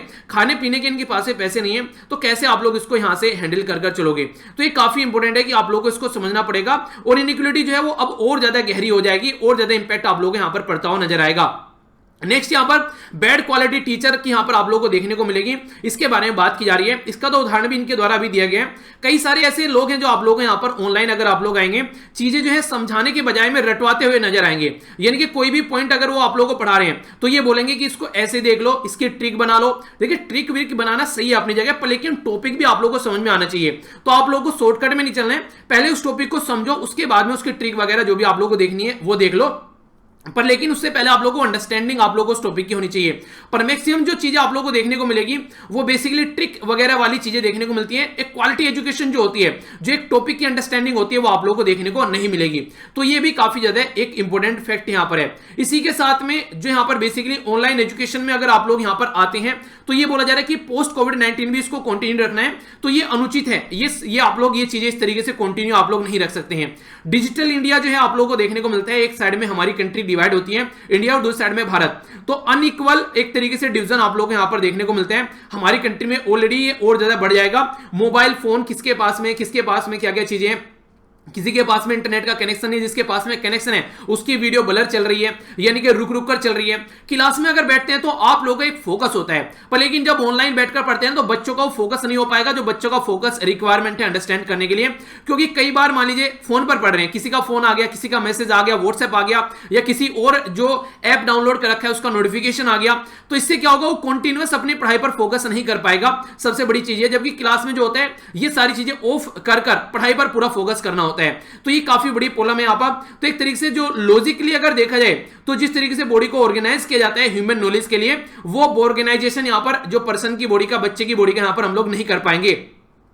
दूसरी सबसे खतरनाक जो बात बोली गई है वो ये है कि no focus on concept, concept पर कोई फोकस नहीं है, ट्रिक्स सिखाई जाती है कि इसको ऐसे रख लो, एग्जाम में ऐसे सोल्व कर देना। तो बच्चे का जो एक माइंडसेट होता है वो चीजों को सोल्व करने का नहीं, ट्रिक समझने पर रहेगा, उसका चीजों को अंडरस्टैंड करने पर उसका जो माइंडसेट है वो बिल्कुल खत्म हो जाएगा। उदाहरण दी गई है राइटर के द्वारा कि दिल्ली गवर्नमेंट के द्वारा जो आज के डेट में क्लासेस चली जा रही है वो खान अकेडमी के द्वारा चलाई जा रही है, जो कि एक नॉन प्रॉफिट जो यहां पर मिशन ऑर्गेनाइजेशन जो आप लोगों को देखने को मिलती है वर्ल्ड क्लास में। तो इसके चलते इसका जो बेसिकली इसके अंदर जो चीजें पढ़ाई जा रही हैं, कई सारे अलग अलग वर्ल्ड में ऐसे न्यूज़पेपर हैं जो इसको ऑलरेडी क्रिटिसाइज कर चुके हैं। ठीक है, मैनी जो अमेरिकन एजुकेटर हैं वो क्वेश्चन मार्क लगा रहे हैं कि क्वालिटी ऑफ टीचिंग कैसी यहां पर देखने को मिल रही है, यानी कि एक तरीके से रॉन्ग कॉन्सेप्ट पढ़ाए जा रहे हैं। कई बार यहां पर उल्टी सीधी चीजें पढ़ाने की कोशिश की जाती है प्रॉपर वे में। अगर टीचर की समझ में नहीं आ रही है तो उसको ये नहीं बोलेगा सॉरी यार मेरी समझ में नहीं आ रही है, मैं कल देखकर उसको पढ़ा दूंगा। वो क्या करेगा, ये सोचेगा यार तेरी समझ में नहीं आ रही है, बच्चे क्या सोचेंगे, तो कई बार उल्टी सीधी चीजें भी बताकर चला जाता है टीचर। तो ये मैक्सिमम चीजें आप लोगों को यहां पर देखने को मिलती है। यानी कि अगर मान लीजिए आप लोग मुझसे कुछ पूछते हैं, ठीक है, ऐसा तो नहीं है कि मैं गूगल हूं या विकिपीडिया हूं या फिर ब्रह्मा हूं मैं कि सारी चीजें मुझे पता है एकदम कि सारी चीजें बता दूंगा। आप लोग पूछेंगे, अगर मुझे नहीं पता है तो मैं जाकर उसको सर्च करूंगा, सर्च करने के बाद में आप लोगों को बता दूंगा, नॉर्मल सी बात है। ठीक है, तो इस तरीके से चीजें ये होनी चाहिए। पर लेकिन क्या करते हैं कि नहीं पता होते होते भी ये सोचते हैं कि बच्चे क्या सोचेगा मेरे बारे में, तो उल्टी सीधी चीजें बताने की कोशिश यहां पर की जाती है। तो काफी खतरनाक एक माहौल क्रिएट करता है। इसी के साथ में जो सबसे बड़ी प्रॉब्लम आज के में देखने को मिल रही है कि ऑनलाइन मीडियम में कोई चेक एंड बैलेंस नहीं रह गया है। आप लोगों को भी अगर कोई वीडियो जाकर देखनी है तो आप लोग भी थोड़ा सा उसके बारे में ध्यान रखिए कि अगर किसी भी टीचर को आप लोग फॉलो कर रहे हैं तो पहले एक तरीके से समझने की कोशिश कीजिए कि हाँ प्रॉपर कॉन्सेप्ट की क्लैरिटी आप लोगों को वहां पर पढ़ने से आ रही है नहीं आ रही है। चीजों को रटवाने पर ज्यादा फोकस तो नहीं किया जा रहा है, चीजों को अंडरस्टैंडिंग पर ज्यादा फोकस किया जा रहा है ना, थोड़ा सा बैकग्राउंड इन्फॉर्मेशन भी आप लोगों को दी जा रही है ना। तो इसके साथ में आप लोगों के साथ में एक कनेक्शन अगर बन पा रहा है आप लोग तभी वहां पर लेक्चर को फॉलो कीजिए। बाकी कमेंट पढ़ लीजिए जाकर वीडियो के नीचे कैसे हैं, अगर गलत कमेंट लिखे हुए कि हाँ ये कर रहे हो वो कर रहे हो, या फिर लाइक और डिसलाइक का रेशियो देख लीजिए। तो ये कुछ पैटर्न है जो आप लोग समझ सकते हैं कि किसी ऑनलाइन एजुकेशन की वीडियो देखने लायक है या फिर नहीं देखने लायक है। ठीक है, तो ये चीजें आप लोगों को समझनी पड़ेगी। तो यहां पर यही बातें बोली जा रही है कि एक बैलेंस बनाकर आप लोगों को यहां पर चलना पड़ेगा कि हाँ किस तरीके से आप लोगों को चीजें लेकर चलनी है। क्योंकि आज की डेट में अगर आप लोग देखिए आज की डेट में अगर आप लोग इन चीजों को देखिए, एजुकेशन सिस्टम जिस पैटर्न में हमारा आगे बढ़ रहा है, नेशनल एजुकेशन पॉलिसी लेकर आई गई, उसमें भी डिजिटल एजुकेशन पर फोकस दिया गया है, पर लेकिन उस लेवल पर हम लोग चीजों को नहीं कर रहे जिस लेवल पर हम लोग को करना चाहिए। और सबसे बड़ी बात जो यहां पर बोली गई कि जो आईटी है, इंफॉर्मेशन टेक्नोलॉजी, जो एक तरीके से बैलेंस मैनर में आप लोगों को यूज करनी है। इसको ये नहीं कि सब चीजों का रामबाण है यहां पर, ये कि हर एक प्रॉब्लम का सॉल्यूशन ये है, कोई भी बीमारी है एजुकेशन सिस्टम में तो आईटी यानी कि ऑनलाइन एजुकेशन इंटरनेट टेक्नोलॉजी के थ्रू आप लोग काम करना स्टार्ट कर दिए। तो कहां तक ये पॉसिबल है, तो इसके बारे में भी आप लोग को अंडरस्टैंड करनी पड़ेंगी चीजें। तो ये भी काफी इंपॉर्टेंट है जो कि आप लोग यहां पर समझ सकते हैं। ठीक है, नेक्स्ट आर्टिकल है, ये काफी इंपॉर्टेंट आर्टिकल है, थोड़ा सा डिटेल में मैं इसको कवर करूंगा। तो हो सकता है कि जो वीडियो है 50 मिनट से ऊपर चली जाए, तो उसके लिए सॉरी। देखिए पहले ही बोल देता हूं, कई सारे बच्चे बोलने लगते हैं कि सर वीडियो लंबी बना दी, पर लेकिन जैसे कई सारी चीजें अब डिटेल में डिस्कस करनी पड़ जाती है। जैसे कि मैंने अभी आप लोगों को यहाँ पर कई सारी चीजें एक्स्ट्रा डिटेल में बताई, ये सारी चीजें आप लोगों को यहाँ पर बताई, ये कहीं पर भी नहीं था आर्टिकल में, ये सारे पॉइंट एक जगह इकट्ठे कर आप लोगों को बता दिए। तो कई बार ये चीजें आप लोग थोड़ा सा उसको एडजस्ट किया करो, क्योंकि एक्स्ट्रा पढ़ाया जा रहा है, कम नहीं पढ़ाया जा रहा है। ठीक है, तो अगर एक्स्ट्रा पढ़ाने में भी दिक्कत है तो यार फिर देखिए थोड़ी सी प्रॉब्लम हो जाती है मेरे साथ में, क्योंकि मैं तब तक टॉपिक को मैं दिल से ना पढ़ा दूं, मुझे लगे कि हाँ समझ में आ गया होगा, तब तक मुझे मजा नहीं आता है। फिर मुझे ये लगे कि घास काट दिया ऊपर नीचे से, बस ऐसे ही करके चल दिया, तो उसमें मजा नहीं आता है। तो इसलिए थोड़ा सा अगर कभी लेक्चर ज्यादा हो जाया करे तो उसके लिए एडजस्ट कर लिया करो। ठीक है, आज का जो लेक्चर है, ये नेक्स्ट वाला जो टॉपिक है यहां पर हम लोग यहां पर बात करेंगे, ये न्यू वर्ल्ड ऑर्डर के बारे में। न्यू वर्ल्ड ऑर्डर का क्या मतलब है, इसका मतलब कोई पुराना वर्ल्ड ऑर्डर है तो पहले आप लोग पुराना वर्ल्ड ऑर्डर समझिए। पुराना वर्ल्ड ऑर्डर जो था यहां पर, जब 1990 में यूएसएसआर का विघटन हो गया था, उस टाइम पर एक नया और एरिया बनकर आया जिसमें यूएसए जो था एक अकेला पावरफुल कंट्री सामने निकल कर आया। क्योंकि यूएसएसआर का जब सोवियत संघ जिसको आप लोग बोलते थे उसका विघटन हुआ, तो रसिया एक तरीके से उसको आगे लेकर चलने वाला था, बाकी सारी कंट्री उसमें से बाहर निकल गई थी। तो पहले यूएसएसआर और यूएसए के बीच में झड़प हुआ करती थी, कोल्ड वॉर चल रही थी काफी लंबे समय से। पर लेकिन जैसे ही यूएसए सामने निकल कर आया अकेला एक पावरफुल कंट्री, तो फिर ये ग्लोबल पुलिसिंग का काम यहां पर करने लगा। यानी कि कोई भी प्रॉब्लम है मेरे पास में आओ, मैं हर प्रॉब्लम का सॉल्यूशन निकालूंगा। तो ये प्रॉब्लम यहां पर चलने लगी कि एक कंट्री के हाथ में मैक्सिमम पावर यहां पर आ गई। तो अब नया ऑर्डर क्या निकल के आ रहा है, चाइना अपने आप को अलग से पावरफुल समझ रहा है, ठीक है, जापान अलग से पावरफुल समझ रहा है, इंडिया अलग से पावरफुल समझ रहा है, यूएसए अपनी जगह पावरफुल अपने आप को मान ही रहा है, जर्मनी, फ्रांस, यूके, बहुत सारी ऐसी कंट्री सामने निकल कर आ रही हैं जो कि आज की डेट में ऐसा समझने के लिए तैयार नहीं है कि बस ग्लोबल पावर में एक ही पावर कोई रहेगी। तो नया वर्ल्ड ऑर्डर जो है यहाँ पर वो एक तरीके से जो नई इमर्जिंग जो कंट्री निकल कर आ रही है उनके ऊपर भी फोकस देने की बात यहां पर कर रहे हैं। ठीक है, तो अभी क्या बात चल रही है उसको समझ लेते हैं, फिर ये क्या है यहां पर इसके बारे में आप लोगों से बात करूंगा। पहले आर्टिकल के अंदर चलते हैं। अभी यहां पर स्पेशल सेशन की बात की जा रही है, तो 75 ईयर ऑफ जो यूनाइटेड नेशन है, ठीक है, तो वो ट्यूसडे में उसके यहां पर अभी एक स्पेशल सेशन देखने को मिल रहे हैं। प्राइम मिनिस्टर मोदी जी के द्वारा यहां पर एक तरीके से बोला गया कि आउटडेटेड स्ट्रक्चर हो चुकी है यूएन, यानी कि यूनाइटेड नेशन जो है अब काफी पुराना हो चुका है, क्योंकि जिस टाइम ये बनाया गया था उस टाइम पर वर्ल्ड वॉर चल रहा था, ठीक है, तो वर्ल्ड वॉर सेकंड उस टाइम पर चल रहा था, तो उस चीज को ध्यान में रखते हुए यहां पर ये चीजें बनाई गई थी ताकि उस प्रॉब्लम का सोल्यूशन निकाला जा सके। पर लेकिन आज की डेट में हम लोग कहां पर खड़े हुए, कितना पुराना हो चुकी है चीजें, तो उसके हिसाब से हम लोग को इसके अंदर चेंज लेकर आना चाहिए। लोगों का कॉन्फिडेंस भी इसके अंदर से हट चुका है, क्योंकि जो प्रॉब्लम है ऑल ओवर वर्ल्ड में उनका सॉल्यूशन निकालने के लिए इसको बनाया गया था, पर लेकिन इसकी तरह कोई सॉल्यूशन देखता हुआ नहीं नजर आ रहा है। अगर इंडिया के बारे में बात करें, इंडिया काफी लंबे समय से यहां पर डिमांड कर रहे हैं कि यूएसए के अंदर रिफॉर्म लेकर आओ। इवन 10 को से यहां पर डिमांड चल रही है कि भैया इसके अंदर रिफॉर्म लेकर आओ, पर लेकिन अब तक कोई रिफॉर्म नहीं लेकर आया गया है। क्या क्या बातें यहां पर जिसके चलते आप लोग बात देख सकते हैं। यहां पर सबसे बड़ी बात तो आप लोग यहां पर ये देखिए परमानेंट मेंबर के बारे में। परमानेंट मेंबर वो मेंबर होते हैं जिनके पास में वीटो पावर होती है, यानी कि अगर इनमें से एक भी मेंबर ने बोल दिया ये काम नहीं होगा तो वो काम नहीं होगा। सबका सहमत रहना यहां पर काफी ज्यादा जरूरी है। इसलिए कई बार ऐसे मुद्दे होते हैं जो कि होने लायक होते हैं पर लेकिन वो नहीं हो पाते हैं। ये किसकी वजह से ये होते हैं यहां पर, मेनली इन परमानेंट मेंबर की वजह से। जैसे इजराइल पर कई बार सैंक्शन लगाने की बात की गई है यूएन के द्वारा, पर लेकिन यूएस से उसको हमेशा सपोर्ट कर उसको बचा लेता है। इसी तरीके से पाकिस्तान पर कई बार सैंक्शन लगाने की बात की जाती है तो चाइना उसको सैंक्शन करके कई बार यहां पर रोक देता है, यानी कि अपने अपने फायदे को ध्यान में रखते हुए काम करते हैं। यहां पर इंटरनेशनल लेवल की जो ऑर्गेनाइजेशन है इसमें इंटरनेशनल का जो एक तरीके से मुद्दा है उसको ध्यान में नहीं रखा जा रहा है। नॉन परमानेंट जो मेंबर है वो आप लोगों को देखने को मिलेंगे 10 और परमानेंट मेंबर 5, टोटल मिलाकर 15 मेंबर आप लोग यहां पर नजर आएंगे। अफ्रीका से 3 है, एशिया से 2 हैं, लैटिन अमेरिका से 2 हैं, वेस्टर्न अगर और इसी के साथ में अदर 2 देखने को मिलेंगे, और यहां पर ईस्टर्न जो यूरोप है उससे 1 देखने को मिलेगा। तो टोटल मिलाकर ये इस तरीके से डिवाइड है और यही यहां पर डिसीजन लेने का काम करते हैं, ऐसा आप लोग यहां पर बोल सकते हैं। तो कहने का मतलब क्या है, घुमा फिराकर कहने का मतलब यहां पर यह है कि आज की डेट में कंप्लीट रिप्रेजेंटेशन आप लोग यहां पर देखने को नहीं मिलती है यूएन के अंदर में। टोटल मिलाकर आज की डेट में अगर बात करें जो मेंबर जुड़े हुए हैं, ये मेंबर जुड़े हैं 193 यूनाइटेड नेशन के अंदर में, ठीक है। पर लेकिन अगर बात करें जो इसकी काउंसिल होती है उसके बारे में आप लोग बात करें तो वहां पर जो रिप्रेजेंटेशन है वो अप टू द मार्क नहीं है, तो इसी के चलते इसको सुधारना काफी ज्यादा जरूरी है। तो सबसे पहले तो बात की जा रही है यहां पर हमारी कंट्री को यहां पर ये पोस्ट क्यों मिलनी चाहिए परमानेंट 5 मेंबर के अंदर।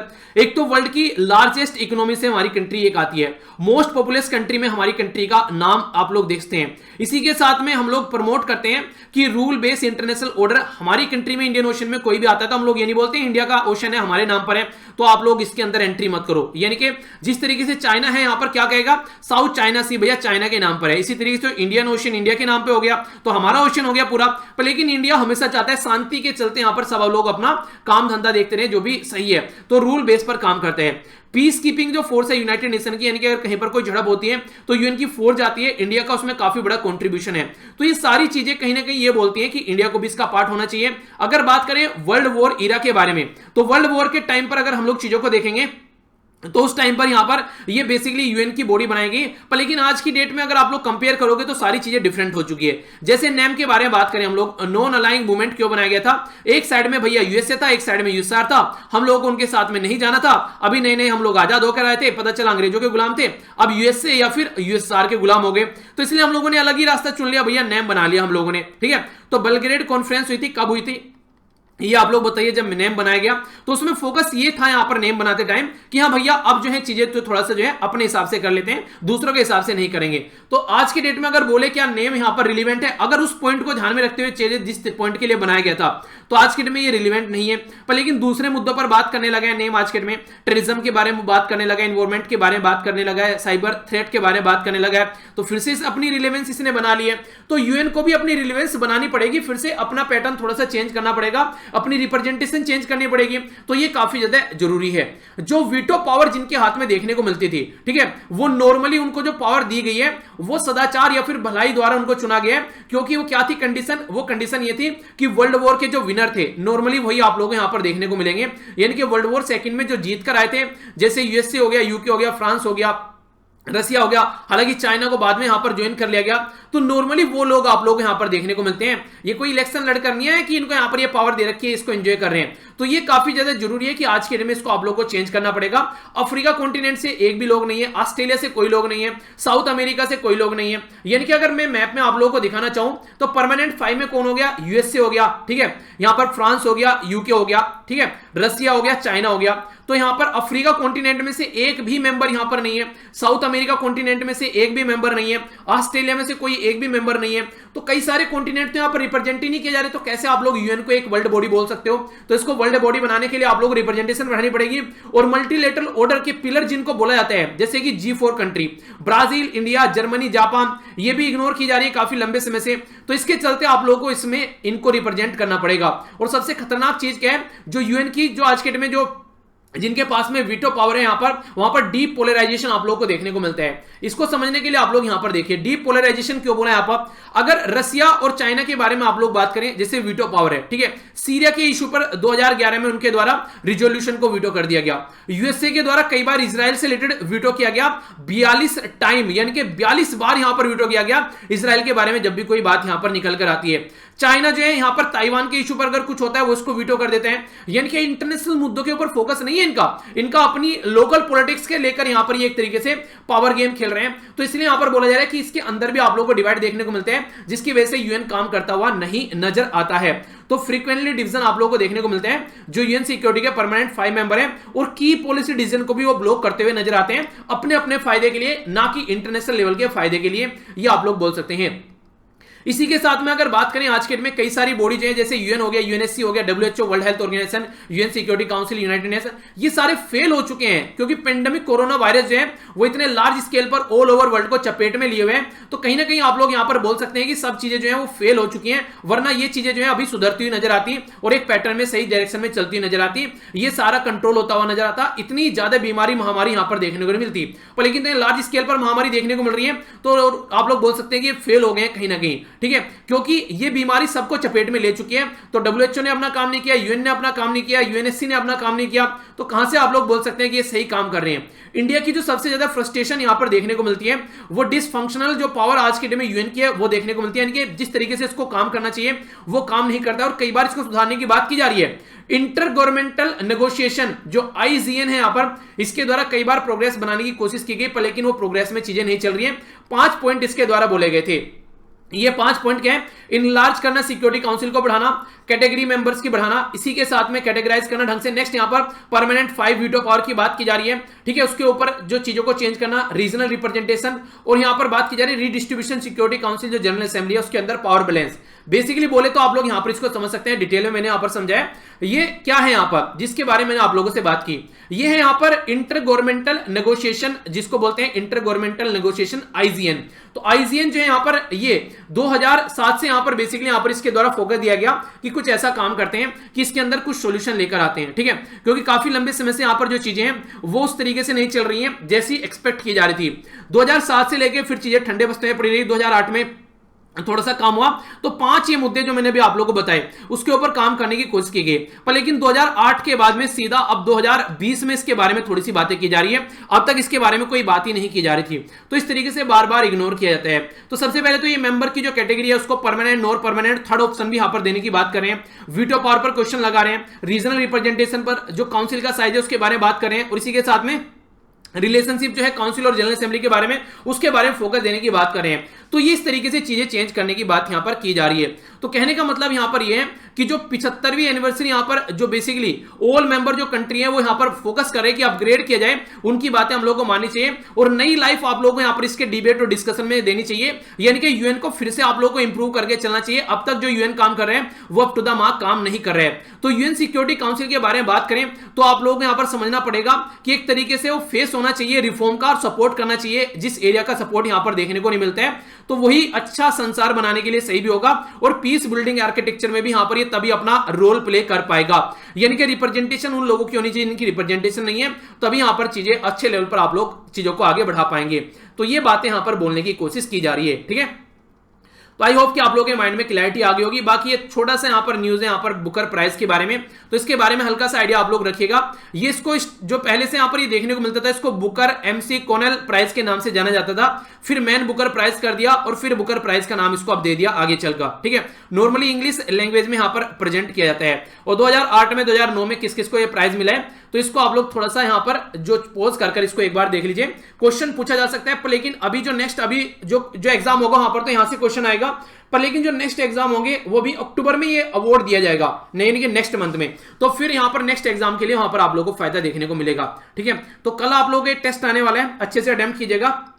आई होप कि आप लोगों ने लेक्चर को अच्छे से एंजॉय किया होगा। अब थोड़ा सा यहां पर क्वेश्चन देख लेते हैं जो मैंने आप लोगों से पूछा था, ये है जावा सी के बारे में। जावा सी बोला गया यहां पर, ये सुनंदा सेल्फ से यहां पर कनेक्टेड है बेसिकली, ठीक है। इसी के साथ में यहां पर बात की जा रही है करीमाता स्टेट के बारे में। करीमाता स्टेट जो है यहां पर साउथ चाइना सी के साथ में कनेक्ट करता है इस पर्टिकुलर जावा सी को। कौन सी स्टेटमेंट करेक्ट है? ए में बोला गया 1, बी में बोला गया 2, सी में बोला गया बोथ, डी में बोला गया नाइदर 1 नो 2। तो सही आंसर क्या है? सही आंसर है सी, यानी कि दोनों ही स्टेटमेंट यहां पर सही है। एक बार लोकेशन आप लोग यहां पर देख लीजिए, ये है जावा सी यहां पर आप लोगों के सामने। 1 सेकंड, इंडिया के कंपेयर में आप लोग देखें तभी आप लोग समझ पाएंगे, ठीक है। ये हो गई अपनी प्यारी कंट्री। तो इंडोनेशिया की बात यहां पर की जा रही है, तो इस पर्टिकुलर रीजन में आप लोग यहां पर चीजें देखने को मिलेगी। जूम कर थोड़ा सा देख लेते हैं यहां पर, ये आप लोगों के सामने यहां पर जावा सी, ठीक है।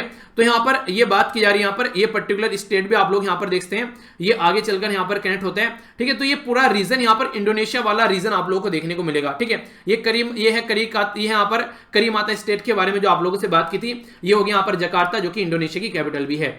लेक्चर की पीडीएफ आप लोग यहां से जाकर डाउनलोड कर लीजिएगा, टेलीग्राम पर आप लोगों को सारे लिंक मिल जाएंगे। और जो मैंने आप लोगों को बोला एनसीईआरटी वाला, वो भी चीजें आप लोग यहां पर एनसीईआरटी डाउनलोड करनी है, उसके लिए भी लिंक आप लोगों को टेलीग्राम पर प्रोवाइड करा दूंगा। और बाकी की और भी कई सारी इंटरेस्टिंग चीजें यहां पर शेयर की जाती है। स्टडी लवर वीर के नाम से टेलीग्राम वही ज्वाइन कीजिएगा जो मैंने आप लोगों को लिंक दे रखा है। कई सारे फेक चैनल भी बनाए जा चुके हैं, ठीक है। तो वीर तालियान के नाम से आप लोग यहां पर भी कनेक्ट रह सकते हैं, सर्च कर लीजिएगा। तो मिलता हूं नेक्स्ट लेक्चर में। बड़ों को नमस्ते, छोटों को प्यार, छोटी सी लाइफ एंजॉय करें यार। लेक्चर पसंद आता है तो ही लाइक शेयर करना है, वरना डिसलाइक करके जाइएगा, ठीक है। तो तब तक के लिए जय हिंद।